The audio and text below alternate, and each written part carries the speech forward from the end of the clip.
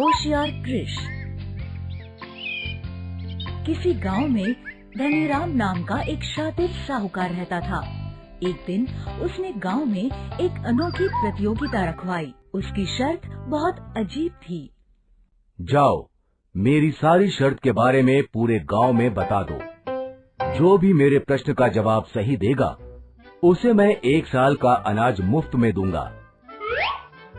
और जवाब गलत रहा तो जवाब देने वाले को मेरे यहाँ नौकर बन के 1 साल तक मुफ्त में काम करना पड़ेगा।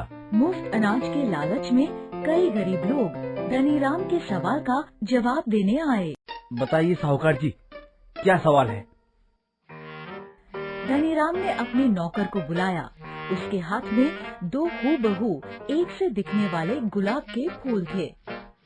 बताओ, इन फूलों में से कौन सा असली है और कौन सा नकली? दूर से देखने पर असली नकली की पहचान बहुत मुश्किल थी। ये वाला असली है सरकार। गलत जवाब, ये नकली है। अक्सर लोग गलत जवाब देते और धनीराम की शर्त के अनुसार 1 साल के लिए उसका नौकर बन बैठते। अब तुम 1 साल तक मेरे यहाँ नौकर रहोगे। उसी गांव में कृष नाम का एक बच्चा रहता था। वो बहुत ही बुद्धिमान था।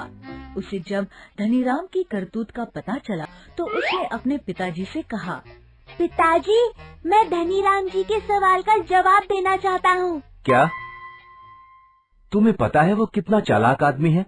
अगर तुम्हारा जवाब गलत हो गया तो लेने के देने पड़ जाएंगे। कुछ नहीं होगा पिताजी, आप मुझे लेकर तो चलिए। पहले तो कृष के पिता डर गए, लेकिन जब कृष नहीं माना तो वो राजी हो गए। ठीक है बेटा, तुम कहते हो तो चलो, लेकिन ध्यान रहे तुम्हारा गलत जवाब हमें मुसीबत में डाल सकता है। बच्चे को देख धनीराम और भी खुश हो गया और बोला, ठीक है, तुम प्रतियोगिता में भाग ले सकते हो, लेकिन अगर तुमने गलत जवाब दिया तो तुम्हारे साथ साथ तुम्हारे पिताजी भी मेरे यहाँ 1 साल तक काम करेंगे। कृष बुद्धिमान होने के साथ साथ दयालु भी था।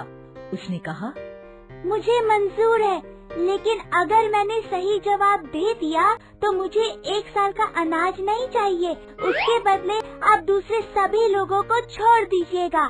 ठीक है, मुझे भी मंजूर है। धनीराम ने तुरंत अपने नौकर को बुलाया। उसके हाथ में वैसे ही 2 बड़े बड़े गुलाब के फूल थे। इन फूलों में से एक असली है और एक नकली है। बताओ कौन सा असली है और कौन सा नकली है? कृष भी फूलों को देख के असमंजस में पड़ गया। उसने कुछ देर सोचा और कहा, मुझे थोड़ा समय चाहिए। धनीराम हंसने लगा और बोला, ठीक है, जितना समय चाहो ले लो। ठीक है, तो मुझे 8 घंटे का समय चाहिए। लेकिन आपने कहा है जितना समय चाहे ले लो, तो मैंने ले लिया। अब आप मुकर नहीं सकते। धनीराम फंस गया। उसके पास और कोई चारा नहीं था। ठीक है। सब लोग 8 घंटे वही इंतजार करते रहे। गर्मी का मौसम था। इतनी देर में असली फूल मुरझा गया। उसकी पत्तियां भी काली पड़ने लगी। कृष ने आसानी से असली नकली की पहचान कर दी। जवाब सबके सामने है, ये वाला असली है और ये नकली। धनीराम को कृष की शर्त के अनुसार सभी को छोड़ना पड़ा। सभी ने कृष की बहुत तारीफ की। धनीराम हाथ मलते रह गया। धन्यवाद बेटा, तुमने हम पे बहुत बड़ा उपकार किया है। उपकार कैसा काका? एक दूसरे की मदद तो हमें करनी ही चाहिए।